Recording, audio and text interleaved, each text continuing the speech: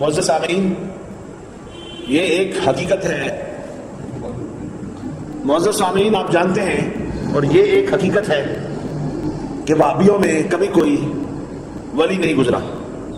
جتنے اولیاء اللہ ہیں وہ سب سچے سچے عقیدے والے، یعنی اہل سنت و جماعت ہوتے ہیں۔ وہابی اس مذہب میں کبھی کوئی ولی گزرا نہیں، اور کبھی کوئی ولی وہابی ہوا نہیں۔ اگر یہ کسی کو زبردستی ولی بنانا چاہتے ہیں تو اس کے لیے ان کو پروپیگنڈا کرنا پڑتا ہے، اور جب وہ پروپیگنڈا کرتے ہیں تو وہ حد سے آگے نکل جاتے ہیں اور ایسا غلوف کرتے ہیں اس کی غلط باتوں کو لانچ کرنے میں، جس کی مثال آپ کے سامنے ہے۔ کتاب کا نام ہے صوفی محمد عبداللہ، حالات خدمات آثار، تالیف ہے مولوی محمد اسحاق بھٹی کی۔ یہ بھی غیر مقلد وہابی ہے، اور مکتبہ سلفیہ نے یہ چھاپا ہے، شاکرین 4 شیش محل روڈ لاہور، شاکرین 4 شیش محل روڈ لاہور، اور اس کے ڈسٹریبیوٹرز ہیں دارالکتب السلفیہ 4 شیش محل روڈ لاہور۔ انہوں نے یہ اپنے مختلف نام سے چھاپا ہے۔ یہ وہابیوں کا مشہور ادارہ ہے جس سے ہفتہ روزہ الاعتصام نکلتا ہے۔ حماد شاکر کے زیر اہتمام یہ چھپا ہے، اگست 2007 کا ایڈیشن ہے۔ اب دیکھیے، یہ اپنے نام نہاد مولویوں کو جب زبردستی ولی بنانے پروپیگنڈے کے ذریعے نکلتے ہیں تو ان سے پھر کیسی کیسی باتیں لکھی جاتی ہیں۔ صفحہ نمبر ہے 354، صفحہ نمبر 354 صوفی عبداللہ کی کرامت بیان کرتے ہوئے وہابی مولوی اسحاق بھٹی کہتا ہے کہ سردیوں کے دن تھے اور صوفی صاحب دوپہر کے وقت جامعہ تعلیم الاسلام مامو کنجن کے کھلے میدان میں دھوپ تاپ رہے تھے۔ ارد گرد کچھ لوگ بیٹھے تھے جو مختلف اوقات میں پڑھنے کے لیے ان سے وظائف پوچھ رہے تھے۔ اتنے میں ایک جوان عورت آئی اور سلام کر کے صوفی صاحب کے سامنے کھڑی ہو گئی۔ جوان عورت آئی ہے اور وہابی مولوی کے سامنے کھڑی ہو گئی ہے۔ اس نے اسے کچھ کہا نہیں، بلکہ آگے کیا کہتا ہے، پوچھا بیٹی تم کون ہو اور کیوں آئی ہو؟ عرض کیا فلاں گاؤں سے آئی ہوں، فلاں شخص کی بیٹی اور فلاں کی بہو ہوں۔ آپ میرے والد کو بھی جانتے ہیں اور سسر کو بھی، میں اولاد سے محروم ہوں، دعا کر کے حاضر ہوئی ہوں۔ صوفی صاحب نے اللہ کے حضور دعا کے لیے ہاتھ اٹھائے، حاضرین سے کہا تم بھی دعا کرو۔ دعا کرتے ہوئے صوفی صاحب نے خاتون سے اس کا نام پوچھا تو اس نے اپنا نام نورا بتایا۔ صوفی صاحب نے پہلے درود شریف پڑھا، پھر 3-4 دفعہ قدر ہلکی آواز سے کہا یا اللہ نورا کو لڑکا دے، یا اللہ نورا کو لڑکا دے۔ اس کے بعد یک آواز بلند ہو گئی اور زبان سے یہ صدا آنے لگی، یا اللہ نورا سے لڑکا نکال، یا اللہ نورا سے لڑکا نکال۔ 10-12 منٹ پنجابی میں یہی الفاظ اسی انداز سے زبان سے ادا ہوتے رہے۔ دعا ختم ہوئی تو نورا چلی گئی۔ نورا سے لڑکا نکال کے الفاظ بالکل صحیح تھے۔ آگے کہتے ہیں اس پر تقریباً 1 سال کا عرصہ گزرا ہوگا کہ 2 عورتیں صوفی صاحب کی خدمت میں آئیں، اور ان میں سے ایک بڑی عمر کی تھی، ایک چھوٹی عمر کی۔ بڑی عمر کی عورت نے ایک بچہ اٹھا رکھا تھا، عرض کیا بابا جی یہ نورا ہے جس کے لیے آپ نے لڑکے کی دعا کی تھی، میں اس کی ساس ہوں، اور یہ لڑکا ہے جو آپ کی دعا کے بعد اللہ نے دیا ہے، آپ اس بچے کے لیے بھی دعا کریں۔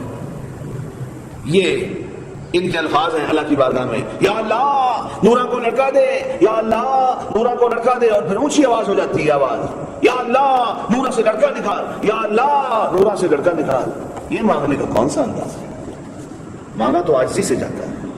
آگے دیکھیے اگلا واقعہ، یہ بھی انہی صوفی عبداللہ صاحب کا ہے، اور یہ صفحہ نمبر ہے 357۔ ایک مولوی کے پاس گھر نہیں تھا، صوفی عبداللہ نے یہ صفحہ نمبر اور یہ دعا مانگنی شروع کی، کھلا گھر مل جائے۔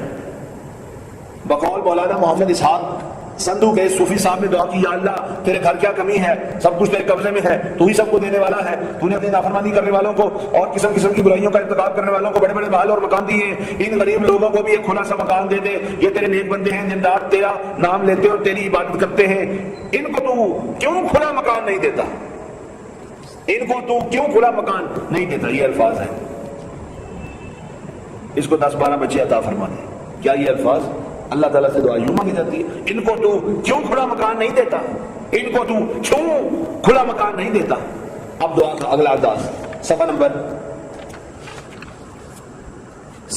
358، جو اللہ کے نبی علیہ السلام کے لیے علم غیب نہیں مانتے، جبکہ اللہ تعالیٰ نے ارشاد فرمایا ما کان اللہ لیطلعکم علی الغیب ولکن اللہ یجتبی من رسلہ من یشاء، اللہ تعالیٰ نے ارشاد فرمایا وما هو علی الغیب بدنین، اللہ تعالیٰ نے ارشاد فرمایا وعلمک ما لم تکن تعلم وکان فضل اللہ علیک عظیما، اللہ تعالیٰ نے ارشاد فرمایا عالم الغیب فلا یظہر علی غیبہ احدا الا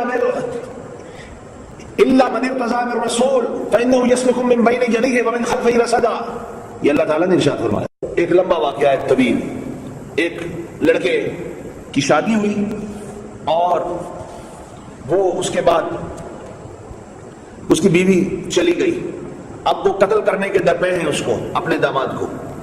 مولانا اسحاق سندھو نے کہا جناب میں جاؤں گا تو وہ مجھے قتل کر دیں گے، وہ بہت غصے میں ہیں اور مجھے روزانہ ان کی طرف سے موت کے پیغام آ رہے ہیں۔ فرمایا وہ تمہیں کچھ نہیں کہیں گے، تم میری بات مانو اور چلے جاؤ، تمہاری بیوی بلا حیل و حجت تمہارے ساتھ آ جائے گی۔ کہا آپ مجھے ان کے ہاتھوں قتل کرانا چاہتے ہیں؟ بہرحال وہ ان کے کہنے پر سسرال چلے گئے۔ سسر ساس اور گھر کے تمام افراد اس طرح احترام سے پیش آئے جیسے ان کا انتظار ہی کر رہے تھے۔ چند روز پیشتر جن کی طرف سے قتل کے پیغام آ رہے تھے وہ بالکل نرم ہو چکے تھے۔ اس کے بعد 4 یا 5 لڑکے بھی پیدا ہوئے اور لڑکیاں بھی، سب بچے نیک اور تعلیم یافتہ، مالی حالت بھی اچھی ہو گئی۔ اللہ کے نبی علیہ السلام کے لیے آنے والے وقت کا علم نہ ماننے والے اپنے مولویوں کے لیے یہ چیز مانتے ہیں۔ اگلا واقعہ سنیے جو بڑا عجیب و غریب ہے۔ دیکھیں کہتے ہیں اللہ تعالیٰ سے مانگنے کے مختلف مواقع پر صوفی صاحب کے مختلف طریقے تھے۔ ایک شخص نے عرض کیا میری کئی لڑکیاں ہیں، لڑکا کوئی نہیں، دعا کیجئے اللہ تعالیٰ لڑکا عطا فرما دے۔ صوفی صاحب نے اس کی بات سن کر زمین پر لکیریں کھینچنا شروع کی اور ساتھ ہی لکیریں گننے لگے۔ پہلی لکیر کھینچی تو کہا 1، دوسری کھینچی تو کہا 2، تیسری کھینچی تو کہا 3، چوتھی لکیر آدھی کھینچی تھی اور ابھی لفظ 4 زبان سے نہیں نکلا تھا کہ درخواست کنندہ نے ہاتھ پکڑ لیا اور عرض کیا بس 3 ہی بہت ہیں۔ اس عمل کا اثر یہ ہوا 3 لڑکے صحیح اور تندرست پیدا ہوئے اور چوتھا 4.5 مہینے کے بعد ثابت ہو گیا۔ یہ دیکھ لیں اللہ کے نبی علیہ السلام کے لیے اختیار نہ ماننے والے اور مولوی اسماعیل دہلوی کے یہ خاص چیلے۔ اسماعیل دہلوی نے لکھا ہے جس کا نام محمد یادی ہے وہ کسی چیز کے مالک و مختار نہیں۔ تقویۃ الایمان کے اندر جس کا نام محمد یادی ہے وہ کسی چیز کے مالک و مختار نہیں۔ اور مولوی کا حال دیکھیں، ایک لکیر کھینچی پھر دوسری، کیا کہا؟ پہلی لکیر کھینچی تو کہا 1، دوسری کھینچی تو کہا 2، تیسری کھینچی تو کہا 3، چوتھی لکیر آدھی کھینچی تھی اور ابھی لفظ 4 زبان سے نہیں نکلا تھا۔ 9 مہینے کا آج 4.5 ہوتا ہے اور دیکھیں 3 لڑکے پورے ہوئے اور چوتھا 4.5 مہینے کے بعد ثابت ہو گیا۔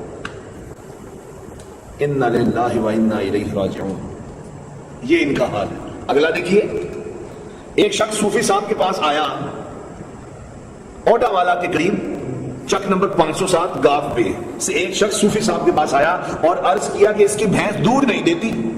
فرمایا اس سے جا کر کہو صوفی عبداللہ کہتا ہے دودھ دیا کر۔ اس سے جا کر کہو صوفی عبداللہ کہتا ہے دودھ دیا کر۔ اس نے بھینس کو انہی لفظوں میں صوفی صاحب کا پیغام دیا اور بھینس دودھ دینے لگی۔ کیا بات ہے، واہ واہ واہ واہ واہ۔ اسی پر بس نہیں، آگے چلیے۔ صفحہ نمبر 361 صوفی عبداللہ کے حالات لکھتے ہوئے اسحاق بٹی مشہور غیر مقلد وہابی نام نہاد اہل حدیث کیا لکھتا ہے؟ میرے فیصل آباد کے ایک دوست مولوی محمد رمضان یوسف سلفی نے بتایا کہ صوفی صاحب کسی گاؤں میں گئے اور ایک شخص انہیں اپنے گھر لے گیا اور کہا میری بھینس ہر سال کٹا جنتی ہے، دعا فرمائیے یہ کٹی جنے۔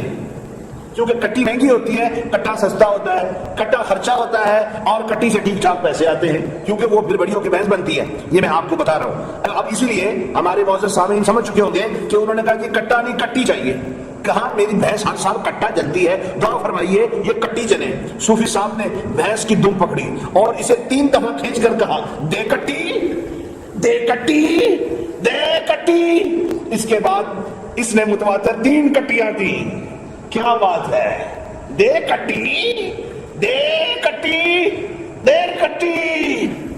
یہ حال ہے وہابیوں کا، اپنے مولویوں کے لیے کیا کچھ ثابت کرتے ہیں اور اللہ کے نبی علیہ السلام کے لیے کچھ اختیار نہیں مانتے۔ اللہ ہمیں ان کی خباثتوں سے شرارتوں سے محفوظ رکھے۔ وآخر دعوانا ان الحمد للہ رب العالمین۔